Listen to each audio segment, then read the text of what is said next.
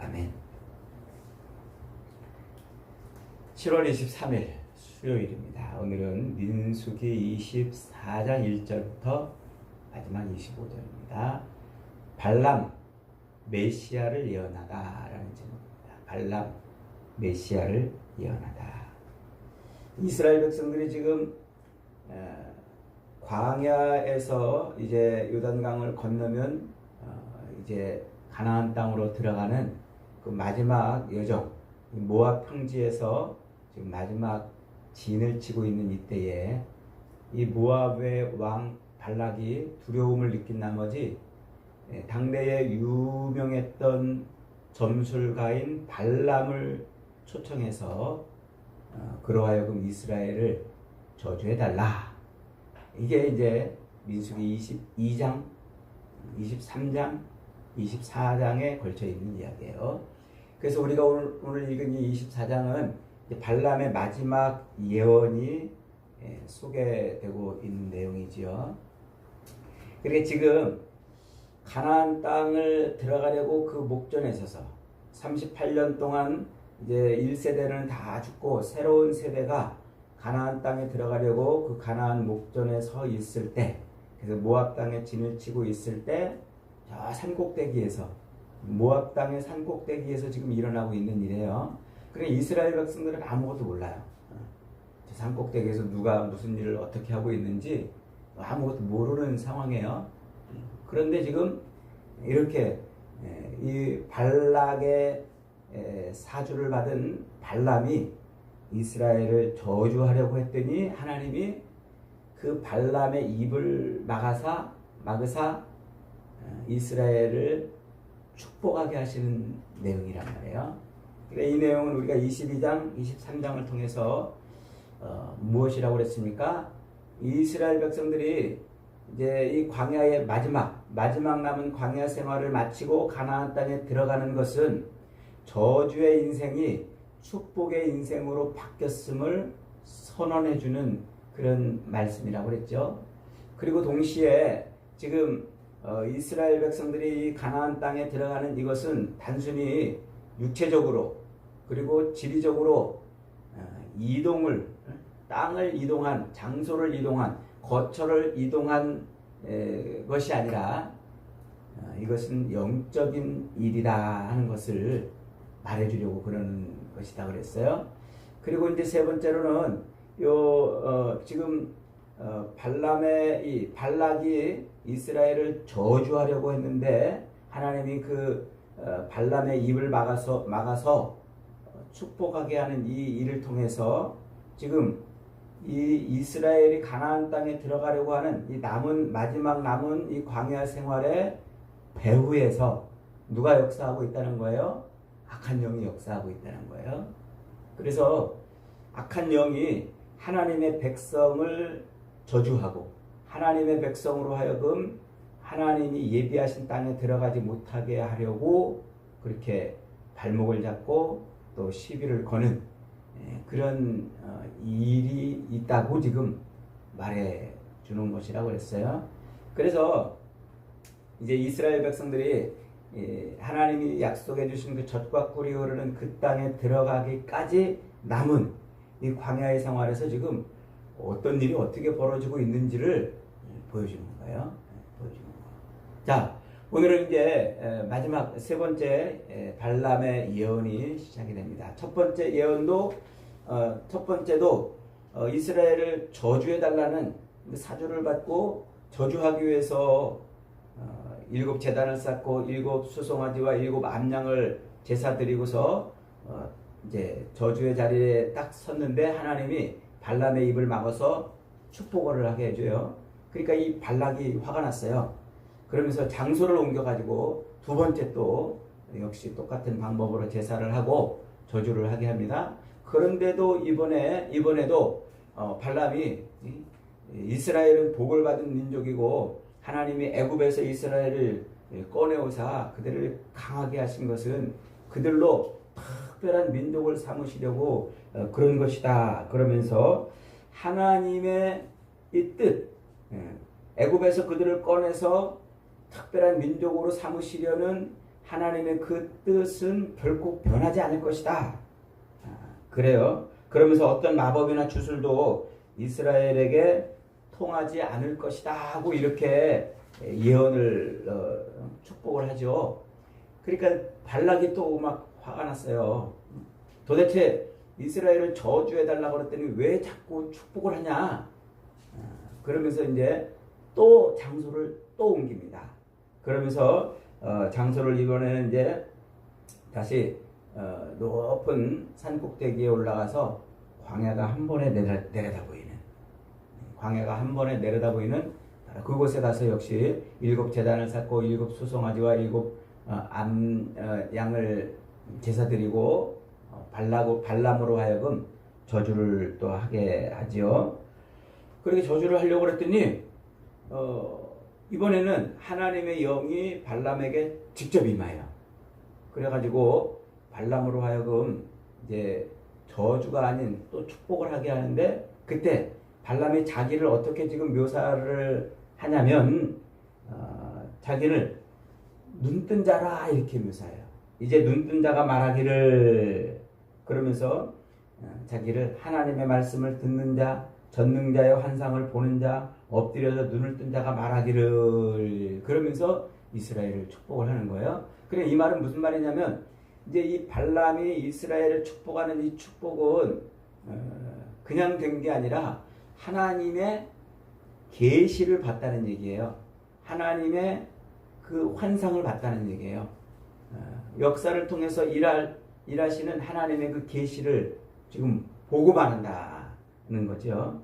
그러면서 이제 이스라엘은 여호와께서 심으신 백향목 같고 침향목 같고 물가에 심은 나무 같고 그의 이스라엘의 씨앗은 물통에 잠겨있는 씨앗 같다. 그래 매우 매우 번성할 것이다 하는 얘기예요. 그러면서 중요한 표현을 써요. 너를 축복하는 자를 축복하겠고 너를 저주하는 자를 저주하리라 하는 이런 표현을 써요. 그러니까 지금 이 표현, 너를 축복하는 자마다 복을 받을 것이며 저주하는 자마다 저주를 받을 것이다 하는 이 표현은 이게 앞에서 한번 나왔어요. 언제 나왔냐면 창세기 12장에서 하나님이 아브라함을 불러가지고 아브라함에게 해준 축복의 말씀이에요. 하나님이 아브라함을 불러가지고 내가 내게 지시할 땅으로 가라. 그러면서 아브라함에게 뭐라고 축복했냐면 너를 축복하는 자를 내가 축복하겠고 너를 저주하는 자를 내가 저주하리라 하고 아브라함에게 약속한 그 말씀을 지금 발람이 다시 하는 거예요. 이게 지금 무슨 말일까요? 그러니까 아브라함으로 하여금 내가 네게 지시할 땅으로 가라 라고 말씀하신 그 말씀대로 지금 하나님이 이루어가고 계시다 하는 거예요. 지금 이스라엘 백성들이 이제 어디를 들어갈 거예요? 바로 그 아브라함에게 약속했던 그 땅이에요. 그 아브라함에게 약속했던 그 땅에 지금 이스라엘 백성들이 들어가기 직전에 있는 상태예요. 그러니까 지금 이스라엘 백성들이 가나안 땅에 들어가는 이것은 무엇이냐? 아브라함에게 약속하셨던 그 언약이 지금 성취되고 있다는 것을 발람의 입을 통해서 지금 선포하고 있는 것이죠. 그래서 지금 아브라함에게 주셨던 그 축복의 말씀을 다시 발람의 입을 통해서 외치게 하시는 거예요. 그래서 하나님이 지금 아브라함에게 약속하신 그 약속이 지금 성취되고 있다는 것을 말하고 있는 거예요. 이렇게 저주를 해달라고 그랬더니 축복을 하니까 이제 이 발람을 사주했던 발락이 뒤집어졌어요. 그러면서 막 손뼉을 치면서 이제 막 큰 소리를 치는 거예요. 내가 너를 부른 이유가 저것들을 저주해달라고 그랬는데 아니 이게 뭔 일이냐. 너한테 약속한 돈 주기로 한 거 안 줄 거다. 너 빨리 내 눈에서 사라져라. 안 그러면 너 죽을 것이다. 화가 났어요. 막. 그러니까 이제 발람이 알았어. 나도 갈 거야. 나도 더 이상 내가 여기 올 때 그러지 않았느냐. 내가 내 입으로 말하지 않고 하나님이 말씀하게 하시는 것을 말하겠노라고 이미 내가 여기 오기 전에도 얘기하지 않았느냐 하면서 이제 발락에게 지금 내가 한 이 모든 것은 하나님이 하시는 일이다 라고 다시 한번 점을 찍죠. 확인을 합니다. 그리고서는 이제 그 화가 난 발락에게 내가 떠나기 전에 한마디 더 할게 그러면서 한마디 덧붙여요. 그게 15절부터 있는 마지막 발람의 예언입니다. 내가 떠나기 전에 한마디만 더 한다 그러면서 이제 마지막 예언을 하는데, 그 예언은 먼 미래에 일어날 일이라 이렇게 말해요. 먼 미래에 일어날. 그러면서 자기 자신을 다시 한번 뭐라고 말하냐면, 눈을 뜬 자, 하나님의 말씀을 듣는 자, 지존자의 지식을 아는 자, 전능자의 환상을 보는 자라고 자꾸 묘사를 해요. 그러니까 지금 자기가 예언하는 이 예언은 자기 뜻으로 말하는 게 아니고 하나님이 지금 보여주신, 하나님이 자기에게 주신 앞으로 되어질 일, 그 계시를 자기가 지금 말한다는 거예요. 그러니까 요 발람의 마지막 네 번째 예언은 하나님이 주신 거란 말이에요. 하나님이 보여주사 계시해 주신 그것을 지금 발람이 이제 말한다는 거예요. 그러면서 이제 이 발람의 그 예언에 이런 표현이 나와요. 한 별이 야곱에게서 나오며 한 규가 이스라엘을 일으킨다 이렇게 말해요. 그러면서 이제 그가 야곱에게서 나온 한 별이 이스라엘을 일으키는 그 규가 모압을 쳐서 깨뜨리고 셋의 자식들을 멸한다. 여기서 셋은 이 모압의 그 후손 의미예요. 그 셋의 자식들을 멸한다 그래요. 그러면서 이제 그 한 별, 야곱에게서 나온 한 별, 이스라엘을 일으키는 그 규가 모압뿐만 아니라 에돔도 쳐서 멸하고, 그리고 그 이후에 일어나는 아수르든지 또 에벨이든지 그리고 기띔에 또서 오는 배들을 통해서 아수르를 멸망시키는 이야기까지 쫙 이어져요. 이 기띔에서 오는 배들이라는 표현은 이게 로마를 지칭하는 표현이에요. 이게 다니엘서에 나오는 예언이에요. 그러니까 이 기띔에서 나오는 이 배들이 아수르를 멸한다는 것은 이제 이 발람의 예언이 그 역사가 어디까지 본 거예요? 로마의 이야기까지, 로마가 멸망하는 이야기까지 지금 보고 있는 거예요. 그리고 어마어마한 역사를 지금 이 속에 담아놓고 있는 거죠. 그 야곱에게서 나오는 한 별, 이스라엘을 일으킨 한 규가 뭘까요? 이게 바로 메시아 예언이에요. 이게 바로 메시아라는 것이죠. 그래서 이 메시아가 모압을 멸하고 그리고 또 암몬을 또 멸하고, 이 메시아가 또 이스라엘의 원수들, 이스라엘이 가나안 땅을 향해 갈 때에 그들의 발목을 잡았던 모든 나라들을 이 메시아가 다 치는 거예요. 대표적으로 아말렉이 있지 않았습니까? 아말렉은 모든 나라보다 으뜸이라고 여기 지금 이렇게 번역이 되어 있는데, 으뜸이라기보다도 제일 처음. 그래서 이스라엘 백성들이 이 광야, 홍해를 건너서 광야를 가려고 그럴 때 제일 먼저 어디랑 싸웠어요? 출애굽기 17장에서 아말렉과 싸웠어요. 이 아말렉이 제일 먼저 이스라엘이 광야를 지나서 가나안 땅에 가는 그 길에서 이스라엘의 발목을 잡았던 나라예요. 으뜸, 처음으로. 그 아말렉을 비롯해서 이제 에돔이나 모압이나 암몬도 하나님이 그렇게 치실 것이다. 메시아가 치실 것이다. 그러면서 그리고 겐 족속이 이제 그들을 괴롭히는데 그들을 누가 아수르가 또 멸망시키고 그 아수르를 또 기띔에서 오는 배들이 멸망시킨다. 그래요. 그러니까 이스라엘 백성들을 중심으로 가나안 땅까지 가는 길에 발목을 잡았던 나라들이나 가나안 땅에 있을 때에 이스라엘을 공격한 그 모든 나라들을 하나님이 메시아가 심판하실 것이다 라는 거예요. 이게 결국 메시아를 통해서 이스라엘 백성들을 완전히 구원해 내시고 메시아가 세상을 심판하실 것이다 하는 그런 예언을 지금 하는 거예요. 놀라운 예언이죠. 이방 선지자, 이방 그 점술가 발람을 통해서 지금 이런 이야기를 지금 하고 있는 거예요. 자, 지금 왜 민수기는 지금 이 이야기를 하고 있는 걸까요? 지금 민수기에서 이 이방 점술가를 불러다가 그를 저주하라는 이 이야기를 통해서 지금 하나님의 축복과 예언을 하고 있는 이유는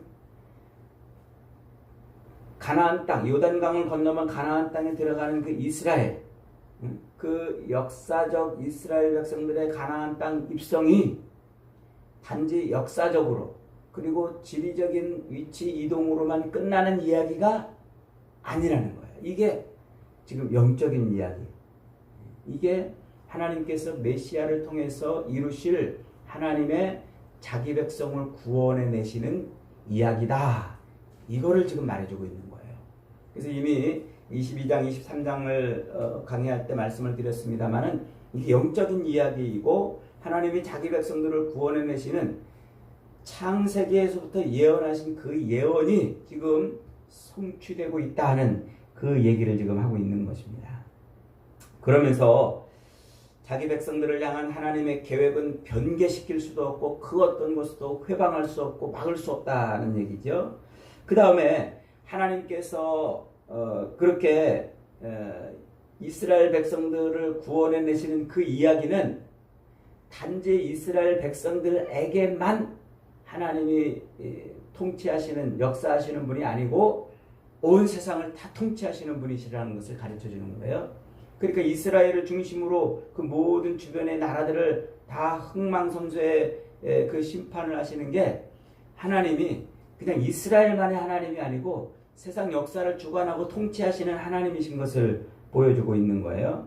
그 다음에 한 별이 야곱에게서 나오고 한 주가 이스라엘을 일으킨다는 이 말은 곧 이 모든 일을 누구를 통해서 이루신다?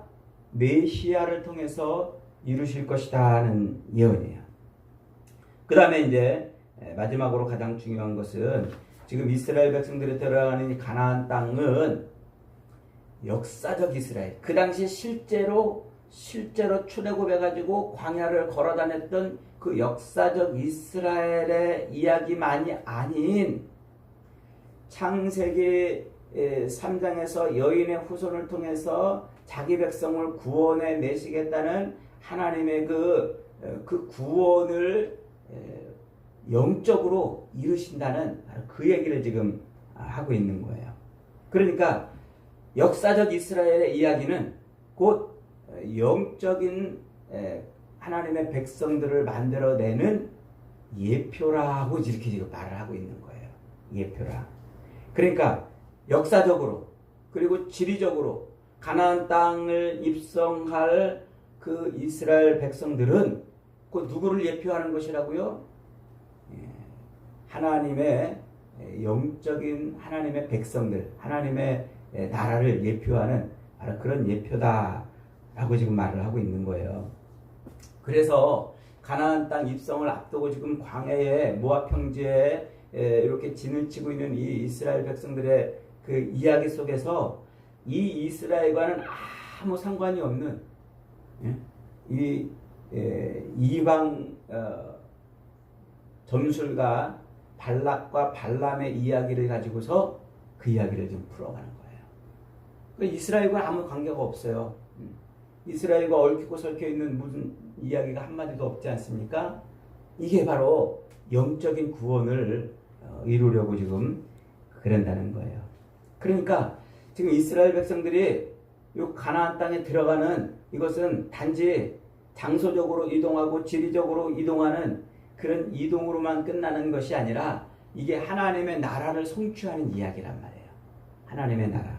그래서 하나님께서 창세기 하나님을 반역하고 타락한 그 인류를 아담의 후손을 택하사 하나님의 백성으로 하나님의 나라로 만드시는 바로 그 이야기를 역사적 이스라엘 이야기 속에 담아놓은 것이다.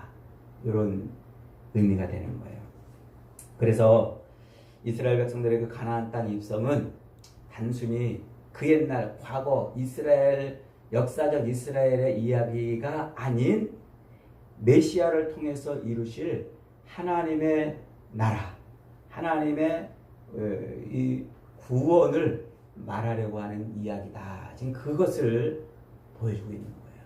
그래서 민수기 22, 23, 24장은 굉장히 중요한, 아주 중요한 영적 전환을 지금 의미해주고 있는 거예요. 그러니까 실제적으로 광야에서 살았던 그 역사적 이스라엘이 오늘날 영적인 이스라엘인 우리의 이야기라고 말할 수밖에 없는 게 요것 때문에 그런 거예요. 이런 이야기들 때문에. 그래서 발람의 저주 이야기를 이렇게 자세하게 다루고 있는 거예요. 발람의 저주 이야기, 발람의 그 입에서 나온 그 이야기들은 그래서 하나님의 그 위대하심, 자기 백성을 향하신 하나님의 그 언약의 신실하심, 그리고 변할 수 없고 누구도 변개시킬 수 없는 그 하나님의 그 섭리하심을 이렇게 자세하게 설명을 해주고, 그리고 마지막 메시아의 예언을 통해서 모든 세상의 역사는 단순히 시간과 공간에서 한 나라들의 흐름이 아닌 하나님의 구속사라고 말하는 거예요. 그 세상 역사는 뭐라고요? 하나님의 구속사다. 한번 따라해 보겠습니다. 세상 역사는 하나님의 구원사다.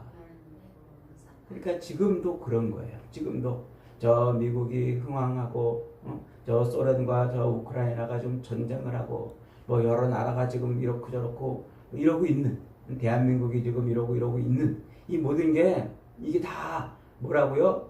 하나님이 세상을 통치하시면서 타락한 세상 가운데서 자기 백성을 구원해내시는 구원의 이야기다 이 말이에요. 그것을 누굴 통해서 이루신다? 메시아를 통해서 이루신다. 그 메시아가 누구세요? 예수 그리스도시란 말이에요. 그래서 세상의 모든 역사는 하나님이 그렇게 메시아를 중심으로, 예수 그리스도를 중심으로 그렇게 자기 백성을 구원해내시는 이야기구나. 요걸 깨달은 사도 바울이, 이걸 깨달았고서는 사도 바울이 찬송하리로다 이렇게 노래하는 거예요. 그걸 깨달으니까 와, 세상 역사는 이 우연히 어쩌다 굴러가는 게 아니었구나. 이렇게 세상에 수많은 나라들이 흥하고 망하는 세상 역사는 하나님이 자기 백성들을 구원해내시는 이게 구원사이고 영적인 이야기구나 하는 것을 깨달은 사도 바울은 찬송하리로다. 에베소서 1장 3절에서 그래요. 그걸 알으니까 할 게 뭐밖에 없다고요? 찬송할 것밖에 없대요. 와, 하나님의 그 심오하심, 그 놀랍고 그 세밀하시고 그 심오하신 예정과 섭리하심이 도무지 어떻게 표현할 수 없다는 거예요. 찬송밖에는 할 게 없다는 거예요. 그러면서 에베소 교인들한테 뭐라고 말합니까? 우리를 구원하신 하나님의 그 구원을 찬송할 것밖에 없으니까 우리는 그렇게 하나님을 찬송하면서 믿음으로 남은 광야의 삶을 믿음으로 하나님만 보고 나가자. 이게 에베소서의 핵심 메시지인 거예요. 여러분, 그렇습니다. 하나님이 오늘 저와 여러분을 이렇게 십자가를 통해서 구원해내시고 남은 육신의 삶을 살아가게 하시는 것은 남은 광야의 삶 속에서 하나님이 말씀하셨던 그 말씀 그대로 우리를 하나님의 백성 삼아 하나님이 예비하신 젖과 꿀이 흐르는 가나안 땅에 들어가게 하기 위한 마지막 과정이에요. 그러므로 우리의 인생은 하나님의 이 놀라우신 섭리와 은혜와 통치 아래 있음을 확신하시기 바랍니다. 우리의 구원은 어쩌다가 얻어진 구원이 아니고 우연히 얻어진 구원이 아니고 우리가 잘못하다가 그냥 잃어버릴 구원이 아니고 누가 방해해가지고 깨어질 구원이 아니고 누구도 변개할 수 없고 누구도 저주할 수 없는 하나님의 놀라우신 은혜로 말미암은 구원인 거예요. 이 놀라운 은혜로 말미암은 구원을 감사하게 붙들고 찬송하며 오로지 우리 주님만 바라보고 사는 저와 여러분이 되시기를 주님의 이름으로 축복합니다. 아멘.